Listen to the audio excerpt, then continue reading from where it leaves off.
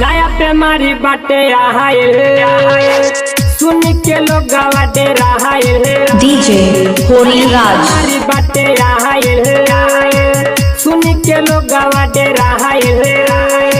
संकट में पड़ल बाटे भारत डीजे आशिक संकट होरी में राज बाटे भारत देश सुना चाइना पर साला चाइना पर जाके हम कह दे हम DJ Horel Madhopur corona virus साला चाइना पर जाके हम कह दे हो केस छोड़ ले बाका है कोरोना वायरस। होरेल होरेल होरेल होरेल होरेल होरेल होरेल होरेल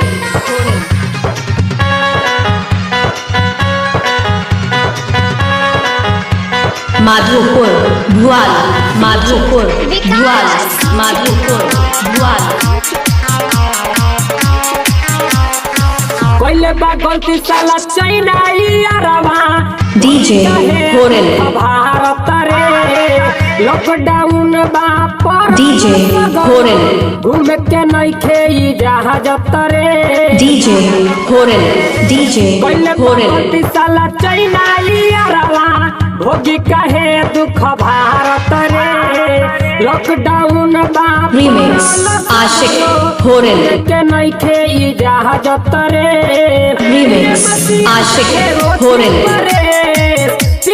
सीएम चाहे रोटी परेश सुन चाइना पर साला चाइना पर जाके हम कह दे हम केस छोड़ ले बाका है कोरोना वायरस 8210772622 छोड़ ले बाका है कोरोना वायरस 1077262 8210772622 8210772622 राइटर भरोसी के लिखल कहानी गा के सबको सुनाना है। डीजे आशिक होरेल राज मुंह पर मास्क लगाना है। डीजे आशिक होरेल राइटर राज भरोसी के लिखल कहानी गा के सबको सुनाना है। कोरोना वायरस के भगावेला सबको डीजे आशिक बनाना है। गाबे मनोज यादव बुझ संदेश गाबे मनोज रीमिक्स आशिक होरेल चाइना पर रीमिक्स आशिक होरेल दे हम केस छोड़ ले बाका है कोरोना वायरस साला चाइना पर जाके हम कह दे हम केस डीजे